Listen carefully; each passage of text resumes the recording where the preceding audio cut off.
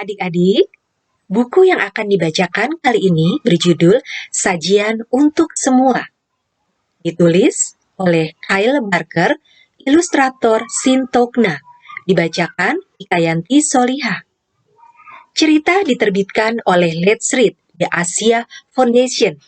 Selamat mendengarkan. Feata dengan gugup mengintip dari pojokan. Dia melihat 3 anak perempuan tertawa bersama. Mereka semua mengenakan kalung indah buatan tangan yang sama. Jantungnya berdebar kencang. Feata belum pernah melihat anak-anak seusianya sejak keluarganya pindah ke rumah baru mereka 3 minggu lalu. Apa yang harus dia katakan kepada mereka? Apakah mereka mau mengobrol dengannya? Atau apakah mereka akan mengolok-oloknya? Ketika dia mengintip lagi, mereka sudah pergi. Ya, sudahlah. Feata menghela nafas. Sepertinya Feata tidak akan mendapatkan teman selama liburan sekolah ini. Ayah, bisakah kita pulang? Kata Feata. Aku tidak punya teman di sini. Rumah kita sekarang di sini, sayang, jawab ayah Feata. Tante Ponlu akan segera datang. Feata tersenyum. Dia selalu bisa bersenang-senang dengan Tante Ponlu. Beliau telaten mendengarkan Feata dan pandai menceritakan kisah-kisah hebat tentang pekerjaannya sebagai barista. Halo? Terdengar ada suara memanggil. Tante Ponlu! Feata berteriak dan melompat untuk menyambutnya. Halo Feata sayang, ujar Tante Ponlu. Beliau memeluk Feata dan memberinya segelas es serut. Tante bawakan hadiah untuk merayakan rumah barumu. Keduanya lalu duduk bersama menanyakan berbagai hal tentang rumah baru Feata. Beliau juga bertanya tentang teman-teman barunya. Aku tidak punya, jawab Feata. Pasti sulit bagimu, kata Tante Ponlu. Sabar ya. Sambil menatap isi gelasnya yang tinggal setengah, Feata berkata, bagaimana jika kita membuka kios es serut? Semua suka es serut. Orang-orang akan berdatangan.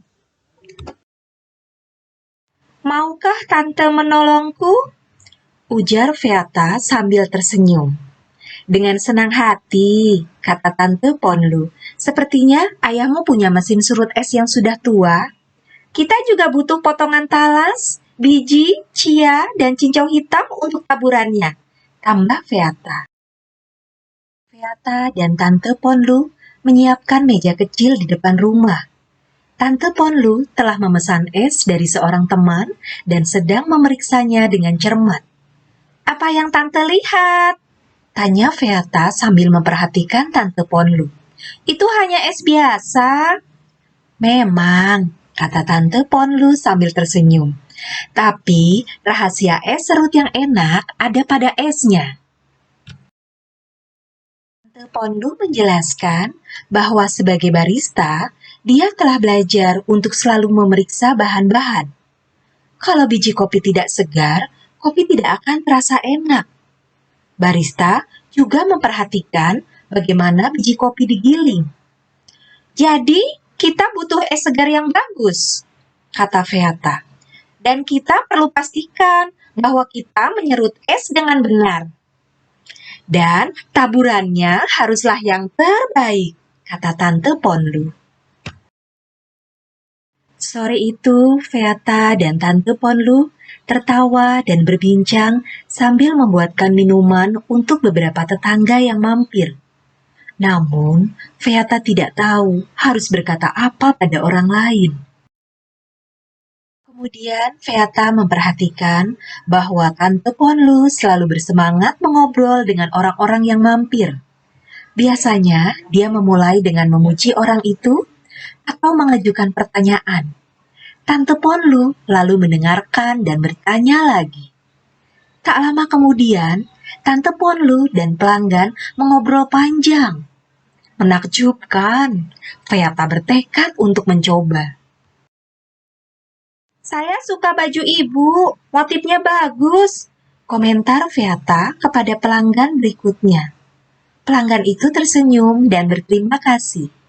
Dia lalu menambahkan bahwa baju itu buatan ponakannya dan dia bangga memakainya. Feata berkata, dia juga merasa keponakan perempuan itu sangat berbakat.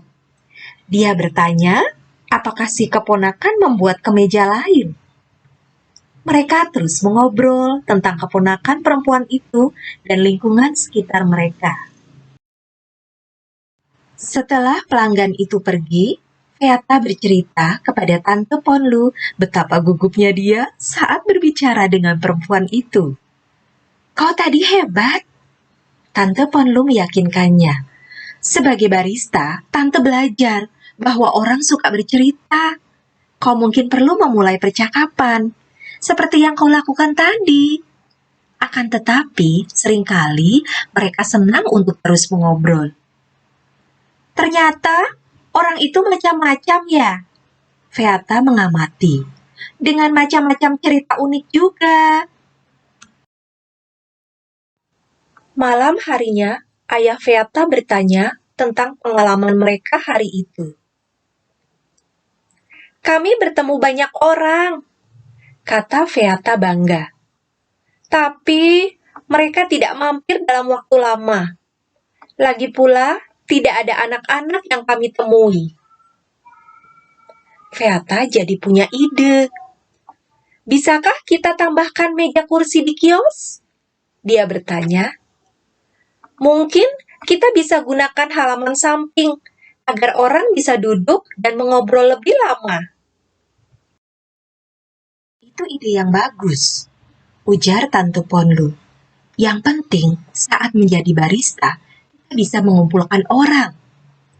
Kita menyediakan tempat yang nyaman untuk orang bertemu dan berbincang. Esoknya, Feata dan Tante Ponlu memindahkan kios es serut ke samping rumah. Mereka membersihkan kotak-kotak tua dan menambahkan beberapa kursi dan meja. Beberapa hari berikutnya, Feata dan Tante Ponlu membuat es serut untuk tetangga sekitar mereka di sore hari. Semakin banyak orang yang mampir. Sekarang, mereka juga mampir untuk duduk dan berbincang-bincang. Akhir minggu, Feata melihat ada 3 anak perempuan yang mengantri untuk membeli minuman dingin. Ketiganya mengenakan kalung indah buatan tangan yang sama. Jantung Feata mulai berdebar lagi. Setelah menerima pesanan mereka, Feata berkomentar, "Aku suka kalung kalian. Terima kasih. Kami membuatnya bersama-sama," jawab anak pertama. "Aku belum pernah melihat kios ini sebelumnya. Apa ini kios ayahmu?" "Bukan, ini kiosku," jawab Feata. "Aku membukanya dengan bantuan tanteku." Ketiga anak perempuan itu kagum dan menganggap Feata keren karena memiliki kios sendiri. Keesokan harinya, mereka kembali dan mengajak Feata untuk duduk mengobrol dengan mereka. Setelah itu, ketiga anak perempuan datang dan setiap hari untuk berkumpul dan mengunjungi Feata.